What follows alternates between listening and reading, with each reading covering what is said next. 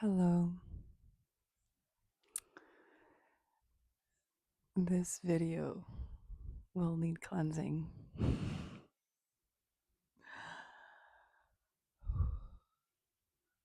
Um,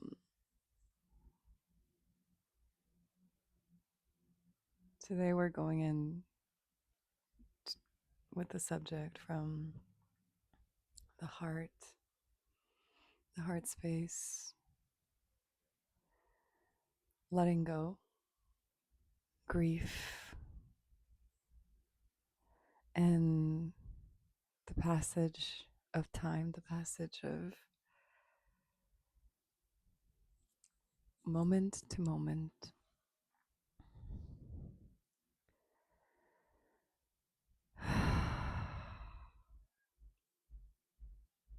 Yeah, maybe we're going to connect to the heart space before we go into this topic. So I invite you to take a deep breath with me from the belly up. Deep breath in. 2, 3, 4. Release out of the mouth.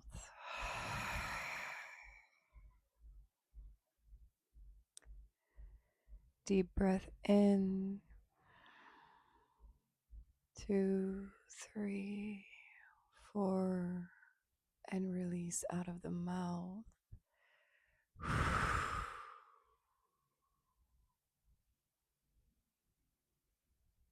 Deep breath in. 2, 3, 4. And release out of the mouth.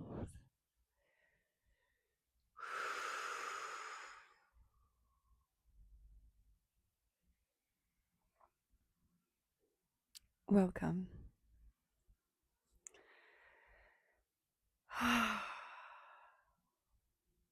Grief and letting go. Um, Letting go of each moment passing is already a letting go. And I think we forget that. Um, I did a meditation this morning about awareness, and it really taught me in this moment again and again and reminded me of everything is passing through. I literally have that tattooed on my wrists. Um, every sound, every thought, every moment, everything passes through in an instant. And then when we're already into the next moment, and then the moment is gone behind us. So that in itself is already a letting go. It's already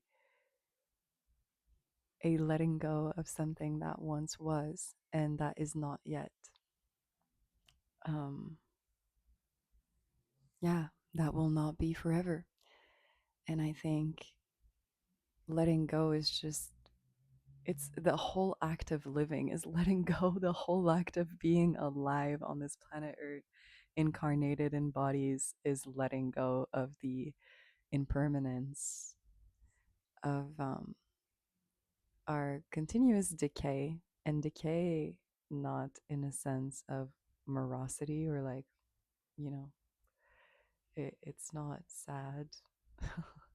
But decay because we are decaying, we are aging, we are dying, you know. One of my favorite poets, Andrea Gibson, says that she loved to remind they loved to remind people that, you know, they were going through a terminal cancer, and they loved to remind people that what makes them think that they're also not going through the same process that they were going through, you know, which is dying, which is what we all are. And so I think in this letting go, it's to be aware of the mortality of each moment and to not grasp onto it. And also inviting us into deeper presence with what is in this moment, whatever arises within us. And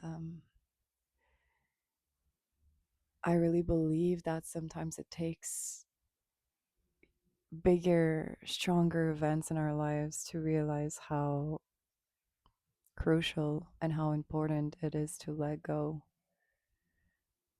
Sometimes we only realize it when the physical barrier is not present anymore, when someone passes through on the other side, or when someone is not physically present anymore. Um, then some people realize it, but also it doesn't really mean it, because if someone passes through and is not physically present, we can still make the memories of them alive within us. We can still make them live through our own existence. And actually, Andrea Gibson, the poet I was just referring to, their partner, um, their wife, is still,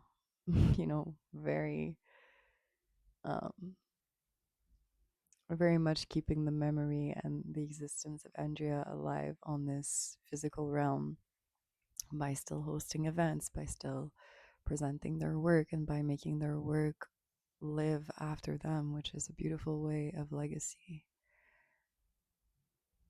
And also, I feel like it's really interesting how we make people still live within our worlds if they're not present anymore in the physical aspect of it.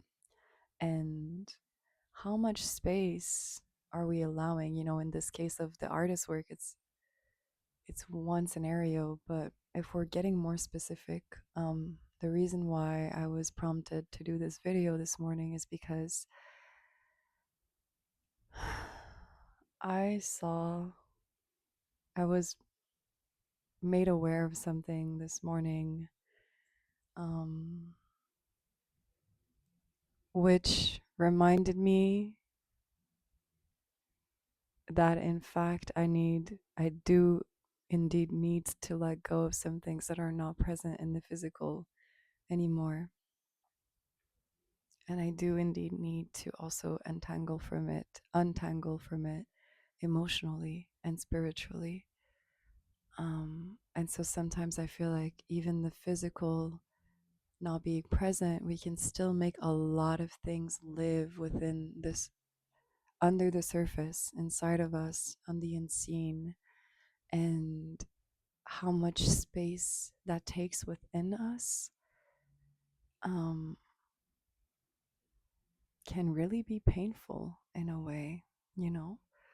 Because the premise of this is that each moment is gone as it is experienced. So lovely that we have a brain that can memorize and that can, hold on to certain thoughts and feelings and memories of people and our time with them. Um, which, by the way, I feel like it's a beautiful thing that we have art as a medium, as a creative act, so that we can let these experiences live throughout us and outside of us, and we can animate what it is that we're feeling about people, from our past, for example, or that have passed. And yeah, there is a quality of like something has passed, something has traversed. Let it traverse. Let it traverse you. And there's a reason why it's not there anymore. You know, every moment is a new ground. And the certainty of like the stability of a moment is is an illusion. The certainty of the stability of a moment is an illusion because it always changes.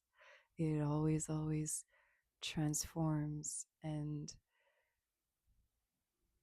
yeah, today actually because of what prompted me to do this video, I also want to talk about like relational wise, because whenever I'm unable to let go of someone, like unable, grasping, really like holding on to this person, I realize that it's because of the way they made me feel. It's because of what I was able to experience within myself with this person. And the more I dig into it, the more I dig into like it's the emotional sensations and the experience that I was able to feel with this person that I am grasping to. Um,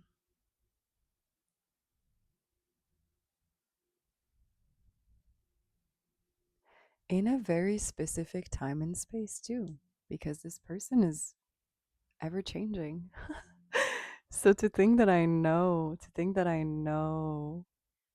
if I go back or if I keep holding on to this person, for example, to think that I know that I am going to experience the same thing with this person is kind of silly. It's foolish a little bit because we never return the same to any experience. We are always changed. We are always shaped if we allow ourselves to be, obviously. I feel like not all of us allow ourselves to be changed by the moments that we experience. You know, sometimes we can be very stubborn and want to experience the same thing in the same way and like control. I think that goes into the category of control, trying to control the moment, trying to make it feel the same all the time when actually it's ever changing. Even the matter with which we're working with in this physical realm, it's ever changing.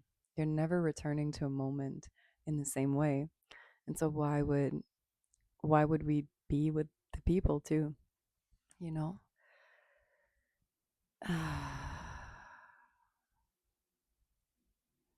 And it's deeply painful though. I gotta be honest, it's deeply painful. Like wanting to hold on to certain moments and people because of the way that I felt as this version of myself or the way that I felt with them. And yeah, this morning when I experienced what I experienced, I really checked in with myself and said, like, how are you feeling about this? And it was what was coming up about letting go is letting go is accepting that you cannot return where you once were. You cannot return in the moment. You cannot return. You cannot time travel to how things were and letting go, letting that go.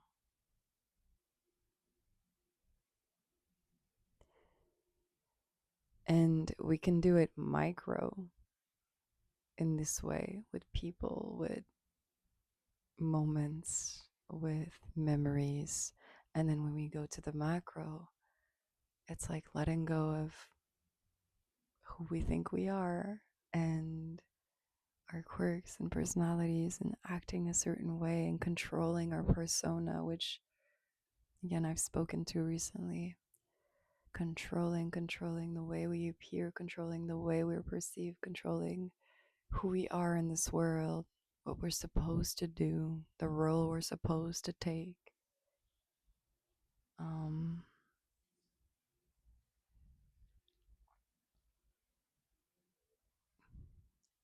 and the mirroring aspect of the control aspect is when you learn to soften, when you learn to soften into drop into the experience. Yeah, that's where the grief is possible. That's where the grief might arise because we learn in our hearts how much we clung, we grasp, we're trying to keep it all together, keep it all in place.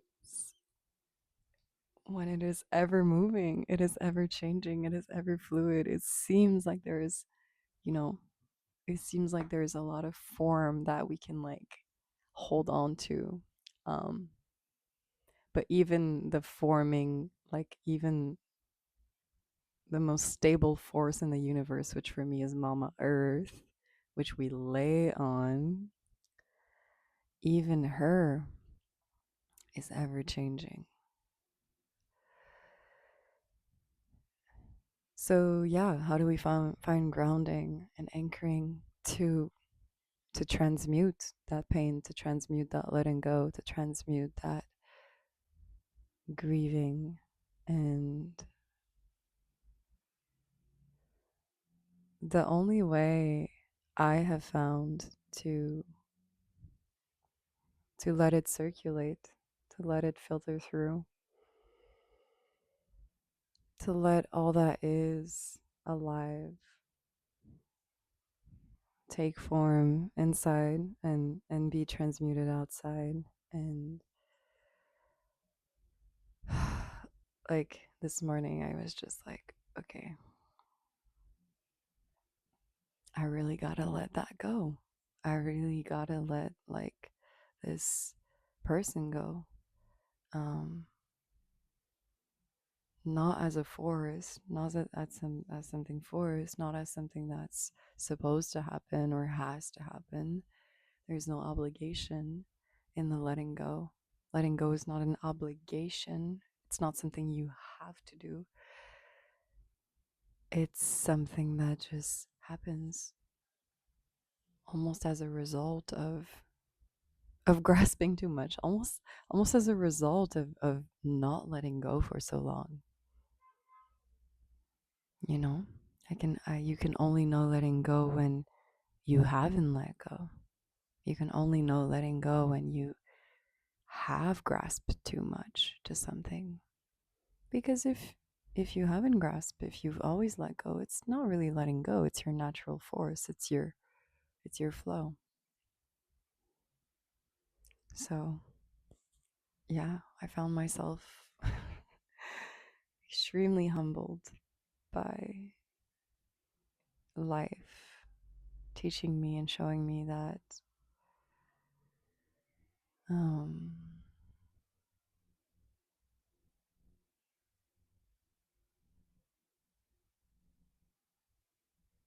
I still wish to live in the past sometimes, which is painful, which is painful. It's painful to reside in a place that no longer physically exists, you know? And if we reside in those unphysical spaces and we visit them often, um, is that actually nourishing for our being? And how can that inform us in our days? And also, like, the extraction of energy that that does too. like, like we are energy centers. Like, if our energy is always somewhere that does not physically exist, which is okay. We all visit those spaces all the fucking time. We're thinking also machines. Like, our thoughts just create worlds constantly, but that's another subject. But like, if we always visit those spaces, is this actually nourishing? Like, if I always think about someone and I think of them and I daydream of them and I wonder how our life would have been and like yada yada yada blah blah blah if we stayed in each other's lives, the amount of energy that that takes to imagine these worlds constantly, you know, like a projection of worlds. How can we shift the focus and like, oh, I want to imagine a world where like women can walk titties out. Like, it's very silly as a thought. I don't know. I okay, in all honesty, I thought of this because I'm looking at a painting of a woman laying down, chest open, naked. So that is why I thought this. But can that energy be used to create worlds where the reality that you're imagining, which is such a big part of creating life, is imagining worlds, dreaming them into creation. If you're spending that psychic time, if you're spending that emotional time thinking of stuff and ideating, like putting ideas on to the future, um, can that be informed with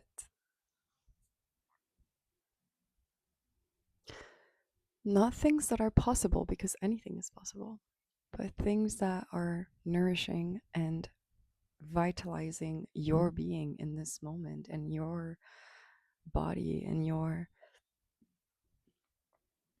own path, you know? Because paths are always changing and moments are always changing. So how can you find almost that like that line, that directing line that brings you closer to the evolutionary road of your soul, you know, the evolutionary road of your own heart and soul, not the imagining of worlds that were broken down, that fell apart, that, you know, didn't work out for the time being. And why are we like spending time on that, you know? If a building burns, you're not gonna try and pick up every piece and put them back together, because that's way too hard of a job. You're gonna try to find new materials or trying to find new ground, or like wipe the ground and start over and build again on either this ground, a new ground, whatever fits your needs. So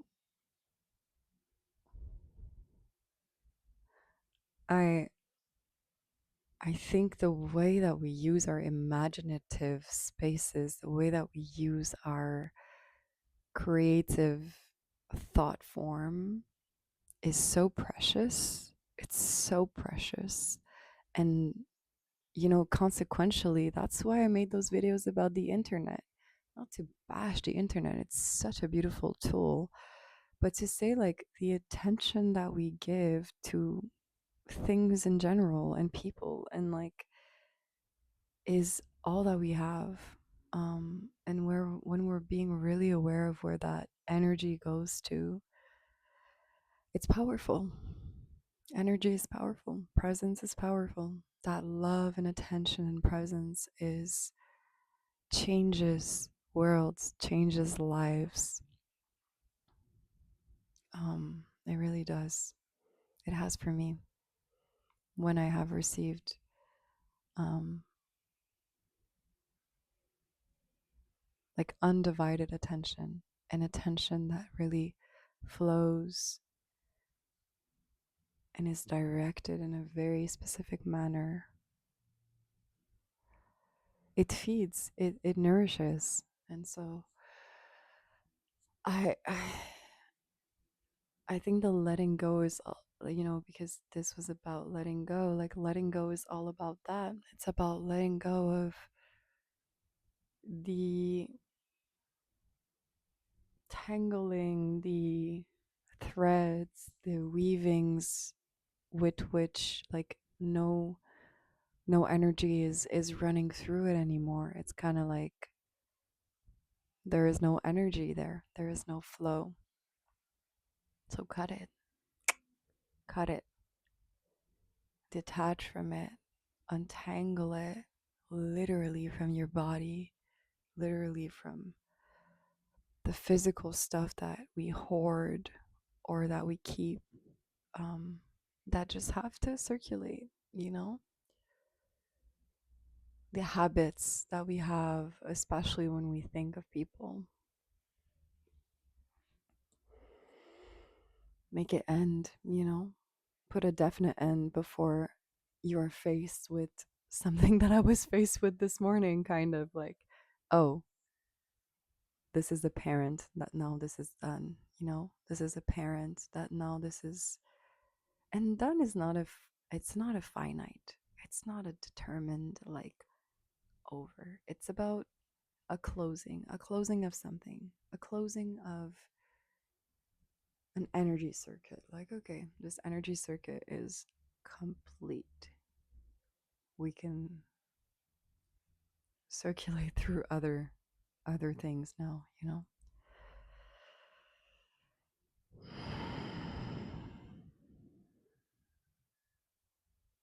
Yeah.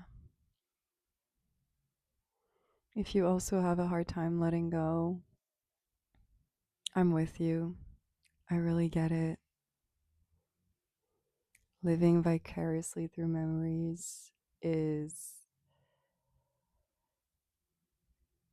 it's a coping, you know, it's a coping on how if the present moment feels like something we cannot handle, it's a sort of, I guess, escapism. It's a sort of comfort that we have because our bodies know, our bodies and our mind know that those experiences, you know, were comforting, whatever emotion it brings you, like we can refuge in them in a way.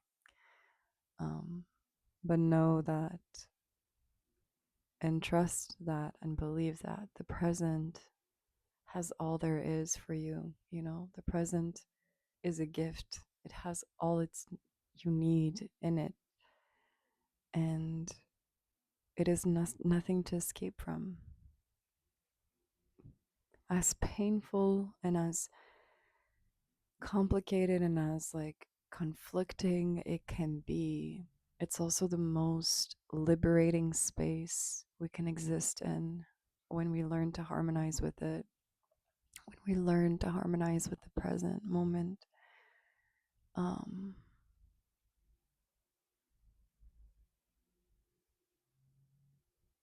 there's nothing wrong with the present. There is nothing wrong with here now. It's safe to exist here now. We don't need to refuge in our our memories. We can let them live through us. We can make art with it. We can, you know, feed those memories to come alive now and to inform us now, but we don't need to hold on to them as they're not even here. And it's not sad. It's not like something we need to cry over and over and over again. Like this is gone. Yeah, it is. It is gone. It is.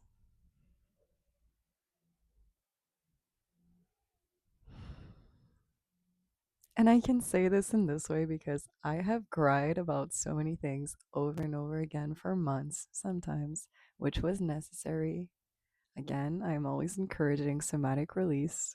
Somatic release will always be the fucking like solution to so many things where the body holds on to it, like release it. But there comes a time where like you've recycled, you know, you've recycled the emotions, you've recycled the pain, you've recycled the grief, the depression, and it is time for new life. It is time for something to come out of it, to be informed by this pain, to be informed by this grief. And actually, most of my people that I look up to that talk about mortality and death, like this is what it's all about, the aliveness that we can feel from giving life to the things in us that are dead, from giving life to the things in us that feel like they no longer can breathe, to give them breath again, to give them a purpose. Because we will not die while we're alive. We will not. We will keep on being alive. And so letting go is part of that. Letting go is part of starting a new cycle. And yeah, making the realization that we do not return to things as we once did. Mm. It's like impossible. Even if you're in an ongoing relationship with someone, it's always changing. We never return the same. We never return the same. We are not the same.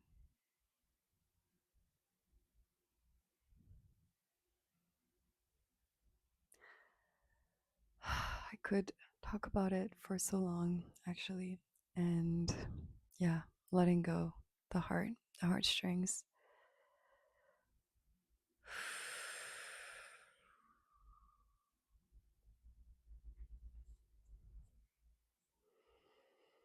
I'm going to do an own close for this one, just to wrap it up, as it was a really tender one.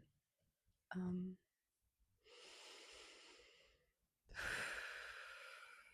so I invite you to take a deep breath in. That's a chant of Om.